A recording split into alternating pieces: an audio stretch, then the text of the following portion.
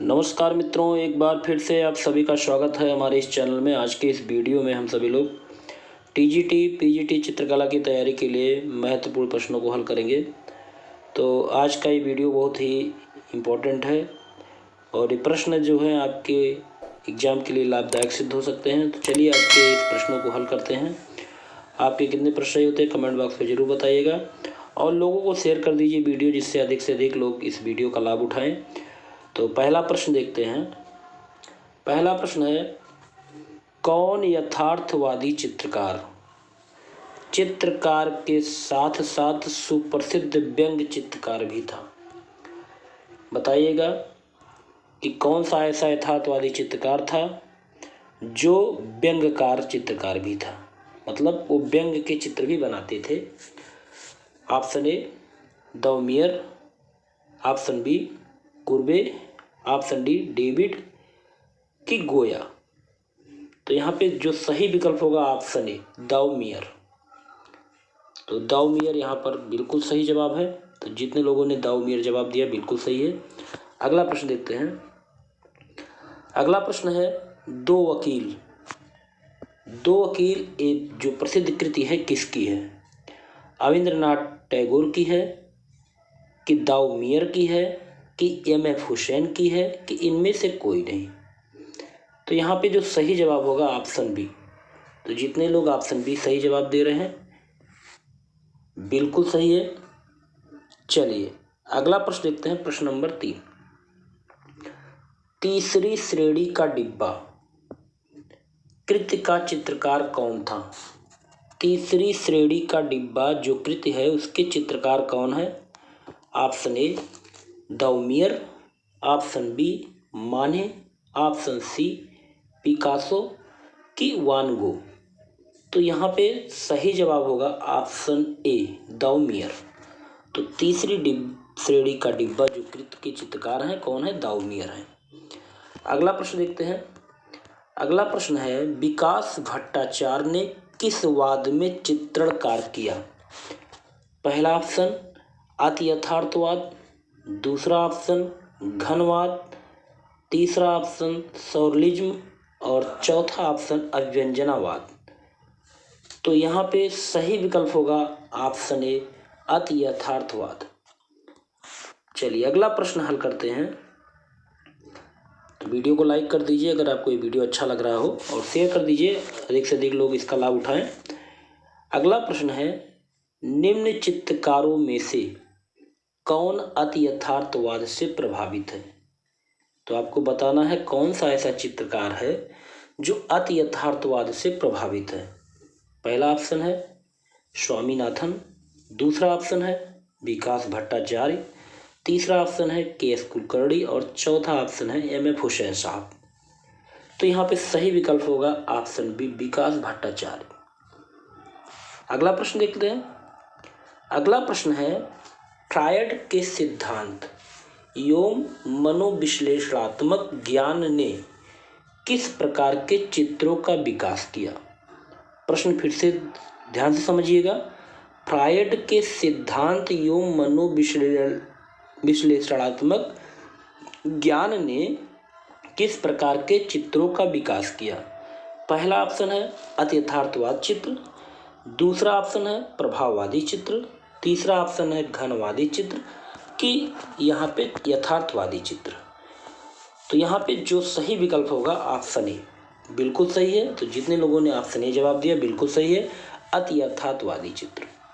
तो फ्रायड के सिद्धांत एवं मनोविश्लेषणात्मक ज्ञान ने अति यथार्थवादी चित्रों का विकास किया। चलिए अगला प्रश्न देखते हैं। प्रश्न नंबर 7, द वर्निंग जिराफ चित्र के चित्रकार का नाम क्या है? द वर्निंग जिराफ जो चित्र है उसके चित्रकार के नाम क्या है?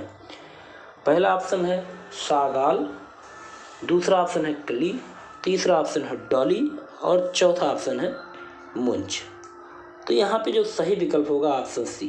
तो जितने लोगों ने ऑप्शन सी जवाब दिया बिल्कुल सही है। द वर्निंग जिराफ चित्र के चित्रकार का नाम है सलाडोर डाली।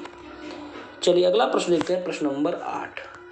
तो प्रश्न नंबर 8 करने से पहले आपसे एक अनुरोध है, अगर वीडियो को लाइक नहीं किया तो लाइक कर दीजिए अगला प्रश्न देखते हैं। अगला प्रश्न पूछा जा रहा, अति यथार्थवाद के किस चित्रकार ने फ्रायड के अध्ययन से ही स्वप्न की कल्पना तरंगों के कलात्मक महत्व को पहचाना। प्रश्न एक बार फिर से ध्यान से देखिए, अति यथार्थवाद के किस चित्रकार ने फ्रायड के अध्ययन से ही स्वप्न की कल्पना तरंगों के कलात्मक महत्व को पहचाना। पहला विकल्प है मोने, दूसरा विकल्प है पिकासो, तीसरा विकल्प है मातिस और चौथा विकल्प है सल्वाडोर डाली। तो यहाँ पे सही विकल्प होगा ऑप्शन डी, सल्वाडोर डाली। चलिए अगला प्रश्न, प्रश्न नंबर 9, मेडुसा का बेड़ा चित्र किसने चित्रित किया। पहला ऑप्शन थियोडोर जोरिकाल्ट, दूसरा ऑप्शन जॉक दबी ने, तीसरा ऑप्शन मोने ने और चौथा ऑप्शन है सिसिली ने। तो यहाँ पे सही विकल्प होगा ऑप्शन ए, थियोडोर जोरिकाल्ट ने। तो मेडुसा का बेड़ा जो चित्र है उसको चित्रित किया है थियोडोर जोरिकाल्ट ने। अगला प्रश्न देखते हैं, प्रश्न नंबर 10। चलिए अगला प्रश्न देखते हैं। अगला प्रश्न है, कौन वास्य चित्रकला शैली से संबंधित नहीं है।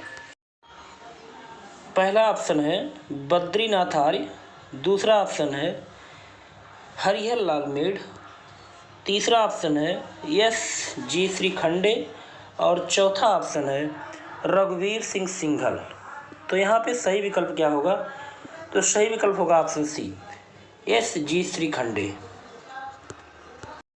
चलिए अगला प्रश्न देखते हैं। अगला प्रश्न है, वाश पेंटिंग का प्रारंभ किस कला महाविद्यालय से हुआ। तो वाश पेंटिंग का प्रारंभ किस कला महाविद्यालय से हुआ। पहला ऑप्शन है लखनऊ से, दूसरा ऑप्शन है पटना से, तीसरा ऑप्शन है शांति निकेतन से और चौथा ऑप्शन है दिल्ली से। तो यहाँ पे सही विकल्प होगा ऑप्शन सी, शांति निकेतन से। तो वाश पेंटिंग का प्रारंभ किस कला महाविद्यालय से हुआ। वाश पेंटिंग का प्रारंभ शांति निकेतन कला महाविद्यालय से हुआ। अगला प्रश्न देखते हैं। अगला प्रश्न है, आरंभिक ग्रंथ चित्र किस पर बने। पहला ऑप्शन है तालपत्रों पर, दूसरा ऑप्शन है कागज पर, तीसरा ऑप्शन है चर्म पर, चौथा ऑप्शन है वस्त्र पर। तो यहाँ पे सही विकल्प होगा ऑप्शन ए, तालपत्रों पर। तो आरंभिक ग्रंथ चित्र जो बने हैं तालपत्रों पर बने हैं। अगला प्रश्न है, पोथी चित्रों का निर्माण किस राजवंश ने करवाया। तो बताइएगा कि पोथी चित्रों का निर्माण किस राजवंशों ने करवाया। पहला ऑप्शन है पाल, दूसरा ऑप्शन है गुप्त, तीसरा ऑप्शन है जैन और चौथा ऑप्शन है हिंदू। तो यहाँ पे सही विकल्प होगा ऑप्शन ए, पाल वंशों ने। तो पोथी चित्रों का निर्माण पाल राजवंशों ने करवाया था। अगला प्रश्न है, भारतीय लघु चित्रों की परंपरा किस काल से आरंभ हुई। तो बताइएगा कि भारतीय लघु चित्रों की परंपरा किस काल से आरंभ हुई। पहला ऑप्शन है प्राचीन काल से, दूसरा ऑप्शन है आधुनिक काल से, तीसरा ऑप्शन है पूर्व मध्यकाल प्रकृति से कि चौथा ऑप्शन है प्रागैतिहासिक काल से। तो यहाँ पे सही विकल्प होगा ऑप्शन सी, पूर्व मध्यकाल से। तो भारतीय लघु चित्रों की परंपरा किस काल से आरंभ हुई। पूर्व मध्यकाल से आरंभ हुई। अगला प्रश्न देखते हैं। अगला प्रश्न है, दजला और फरात नदियों के दोआब में जो पनपी सभ्यता है वो कौन सी है। पहला ऑप्शन है मिस्र की सभ्यता, दूसरा ऑप्शन है ग्रीक की सभ्यता, तीसरा ऑप्शन है भारत की सभ्यता कि चौथा ऑप्शन है मेसोपोटामिया की सभ्यता। सही विकल्प होगा ऑप्शन डी, मेसोपोटामिया की सभ्यता। तो दजला और फरात नदियों के दोआब में पनपी सभ्यता मेसोपोटामिया की सभ्यता है। अगला प्रश्न देखते हैं, एलोरा की प्रसिद्धि का कारण क्या है। एलोरा क्यों प्रसिद्ध है। पहला ऑप्शन चित्रशैली के लिए, दूसरा ऑप्शन धार्मिक विषय वस्तु के लिए, तीसरा ऑप्शन कैलाश मंदिर के लिए कि चौथा ऑप्शन नटराज की मूर्ति के लिए। तो यहाँ पे बिल्कुल सही जवाब होगा ऑप्शन सी, कैलाश मंदिर के लिए। अगला प्रश्न देखते हैं, प्रश्न नंबर 17। सुमित्रानंदन पंत क्या थे। चित्रकार थे, मूर्तिकार थे, कवि थे कि संगीतकार थे। तो यहाँ पे सही विकल्प होगा ऑप्शन सी, कवि। तो सुमित्रानंदन पंत क्या थे, कवि थे। अगला प्रश्न देखते हैं। अगला प्रश्न है, सुमित्रानंदन पंत को किस रचना के लिए ज्ञानपीठ पुरस्कार मिला था? यामा के लिए, यायति के लिए, चिदम्बरा के लिए कि गणदेवता के लिए? तो यहाँ पे सही विकल्प होगा ऑप्शन सी, चिदम्बरा के लिए। अगला प्रश्न देखते हैं, प्रश्न नंबर 19। निम्नलिखित को सुमेलित करें। तो एक तरफ दिया गया है ABCD और दूसरी तरफ 1 2 3 4। तो इसको सुमेलित कीजिए तो कौन सा विकल्प सही होगा? तो यहाँ पे चलिए पहले देख लेते हैं कौन सा विकल्प सही है। तो यहाँ विकल्प नंबर बी बिल्कुल सही होगा, ऑप्शन बी। ए को मिलाया गया है तीसरे से, अर्थात बोधिसत्व पद्मपाण पेंटिंग कहाँ पर है? अजंता की गुफा संख्या 1 में। बी को मिलाया गया है चौथे से, अर्थात विदुर पंडित जातक पेंटिंग्स ये कहाँ है? अजंता गुफा संख्या 2 में। और सी को मिलाया गया है दूसरे से, अर्थात बेशंतर जातक पेंटिंग ये आपका अजंता की गुफा संख्या 17 में। और डी को मिलाया गया है पहले से, चैत्यहाल। चैत्यहाल किसको कहा गया है? अर्थात अजंता गुफा 19 को। तो इस तरह से ऑप्शन बी यहाँ पर बिल्कुल सही होगा। चलिए अगला प्रश्न देखते हैं, प्रश्न नंबर 20। विशालकाय महापरिनिर्वाण बुद्ध भारत में कहाँ स्थित है? विशालकाय महापरिनिर्वाण बुद्ध भारत में कहाँ स्थित है? पहला ऑप्शन है अजंता और बदामी में, दूसरा ऑप्शन अजंता और कुशीनगर में, तीसरा ऑप्शन है कुशीनगर और पीतलखोरा में, और चौथा ऑप्शन है अजंता और बाघ में। तो यहाँ बिल्कुल सही जवाब होगा ऑप्शन डी, अजंता और कुशीनगर में। तो आज का टेस्ट यहीं पर समाप्त होता है। ये वीडियो आपको कैसा लगा? अगर अच्छा लगा हो तो लाइक ज़रूर कर दीजिएगा। अगले टेस्ट में फिर अगले दिन मिलते हैं, तब तक के लिए जय हिंद, जय भारत। आपका दिन शुभ हो, मंगल हो।